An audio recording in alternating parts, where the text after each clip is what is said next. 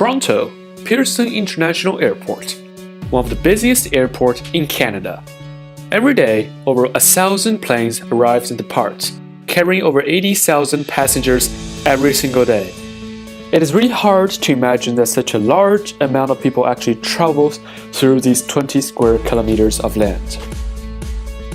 What many Canadians may not realize or even believe is the fact that a lot of planes, we are talking around 50% or more than these aircrafts are international airliners. And out of the 80,000 passengers that travel through Pearson, I can say that at least 30 to 50% of that is international travelers. This may include Canadian, but most are immigrants or visitors. That is extremely huge amount of people. Canada is a multicultural country. It is all about acceptance, cultural diversity, and freedom. Since the Canadian population isn't a really impressive number, the Canadian governments are welcoming immigrants to the country, however with some restrictions and rules. And these restrictions and rules are what we call the Canadian immigration policy, which we're going to talk about right now.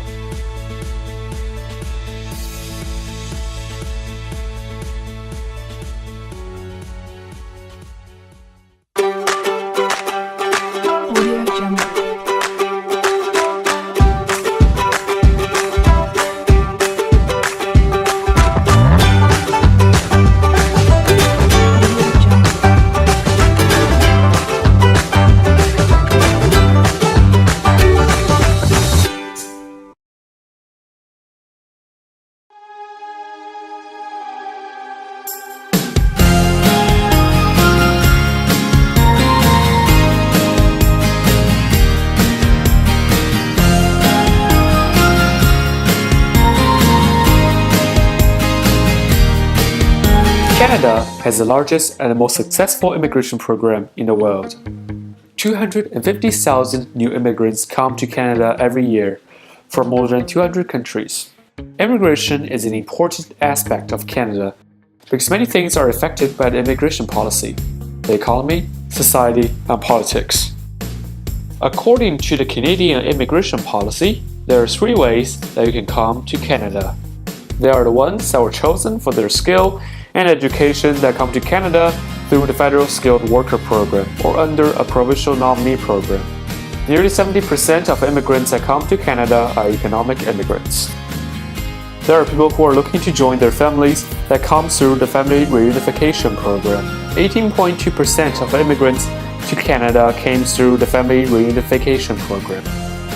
And there are people who seek protection. For example, refugees who are leaving dangerous or difficult situations in their home countries that come to Canada. 9% of immigrants came to Canada as refugees.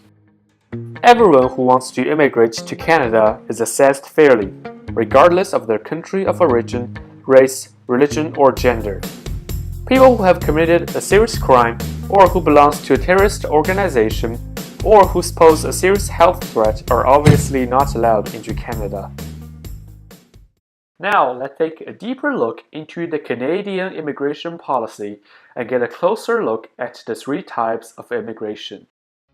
Economic immigrants are chosen because of what they can contribute to the Canadian economy. They include provincial nominees, people nominated by either provinces or territories to meet their specific economic and labor market needs. Economic immigrants also include skilled workers and entrepreneurs, the self-employed and certain temporary workers, as well as investors who are willing to invest money in local businesses. And students who would like to stay in Canada after their work placements or when their studies are over so that they can continue to contribute their skills to our economy. This group also includes dependents, including spouses and young children of the economic immigrants. Some of our immigration programs include the Federal Entrepreneur and Federal Self-Employed programs, the Federal Skilled Worker programs, the Federal Immigrant Investor Program, the Provincial Nominee Programs, as well as specific programs for Quebec and French regions in Canada, and much more. There is also a new Express Lane, which allows qualified immigrants to process their application faster. The economic immigrants is a huge part of the Canadian immigration program. Another group of immigrants who come to Canada each year are family class immigrants. These are spouses and partners of people already living in Canada, or children, dependents, or parents or even grandparents. Under Canada's immigration program, thousands of parents and grandparents are reunited with their families. Most countries don't have a family class program, and ours is one of the most generous in the world. Canada also welcomes immigrants each year for humanitarian or related reasons. A good number of these are refugees who come under the auspices of the United Nations. And every year, thousands are admitted as privately sponsored refugees. They receive support from their sponsors, not the government, who help them to resettle into their new life in Canada. In fact, of all the refugees resettled through the UN, Canada is proud to take one in every 10, more than almost any other country in the world. Canada selects immigrants based on objective criteria, what they contribute to the economy, whether they have family members here, or whether they are refugees fleeing torture and persecution. And everyone, regardless of their country of origin, is eligible to apply to immigrate to Canada if they meet these objective criteria. However, over the years, the countries of origin of immigrants have changed. Today, most immigrants that come to Canada are from China, India, and the Philippines. Together, newcomers from these three areas make up almost a third of our overall intake of immigrants. That's a big change from the 1980s and the early 90s. Over time, if a region or country has a growing number of people who want to immigrate to Canada, and a large number of these people meet our selection criteria, then Canada will accept a large proportion of immigrants from those regions and countries. We adjust accordingly. The number of immigrants Canada welcomes each year doesn't include three groups. It doesn't include the tourists and visitors from abroad, to whom we grant approximately 1 million temporary resident visas and who only want to come to Canada for a short stay. Nor does it include the temporary foreign workers and students who come to Canada to fill short-term labor market needs or to study. It also does not include what some estimate to be around 80,000 to 120,000 illegal immigrants currently in Canada. They may have come as tourists or clandestinely and then never left the country. In order to ensure that our immigration system is fair to those who have immigrated to Canada the legal way or who may want to do so in the future, the Government of Canada will take every step to send illegal migrants back to their countries of origin once they have exhausted their legal appeals. 85% of immigrants eventually become Canadian citizens. By becoming citizens, they become full members of our community, as do most of their kids. Our history becomes their history, and our past becomes their past. Our future becomes their future as well. Immigration has always been a part of our story. Canada's first Prime Minister was himself an immigrant from Scotland. Immigrants have risked their lives to defend Canada, strengthen our economy, enrich our culture, and uphold freedom, democracy, human rights, and the rule of law.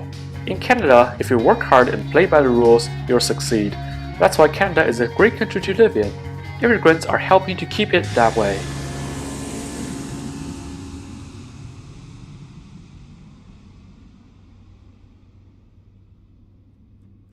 To learn more about our immigration policy, we asked some Canadians, each with different backgrounds, several questions about the Canadian immigration policy.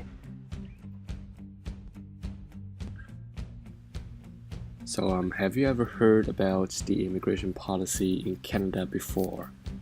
Yeah, I did. I've been teaching it for a little bit and been looking at it every so often. Yes, because I'm involved in the immigration business, so I understand a lot about immigration. Well, yes, for sure, because I came to Canada through immigration. So do you think that a refugee program is necessary? I absolutely think a refugee program is necessary because on one hand, it can be detrimental to a country to all of a sudden have thousands and thousands of people just entering the country without any sort of policy. So I think that a policy does need to be in place. In my opinion, I do think it's necessary because I have some friends here in Fredericton they were refugees and they came to Canada based on the refugee policy in Canada, and I know how much they appreciate this policy. Yes, I think a refugee program is necessary because it shows Canadian value. So why do you think the Canada's immigration program is doing so well? Well, I think it's doing well, from a Canadian perspective because we've created these policies and created these standards where we as a country can pick and choose who we want to enter our country. Well, I'm not so sure if it's doing so well. I don't think Canada's immigration program is doing very well right now. Why do you think that people prefer Canada? I think that people are attracted to Canada. We're a democratic country. We have a lot of social services. We're able to take care of the people living here, the people arriving here in a lot of ways. I think there's a bit of a culture of acceptance here in Canada that you don't necessarily find in other countries. I think Canada is a very free country, and it welcomes all kinds of diversity. People prefer Canada because there's a lot of good things of Canada. Canada is a big country, has a very good environment. So overall, what do you think about our immigration policy? Well, I've touched on that quite a bit, I think. Just this idea that, I think that a country needs an immigration policy. Realistically, a country just can't open their borders and let anyone in. Well, for me, because now I think I'm more concerned about whether my parents, they can come to Canada. So I noticed their family support, I'm not so sure about that. I think overall the immigration policy is good, but we still need to improve constantly because immigration is very important to Canada. Our immigration policies have good and bad. It is really all up to you to decide whether it's good or not. But immigration is an important aspect of Canada, so we should expect the policy to improve in the near future.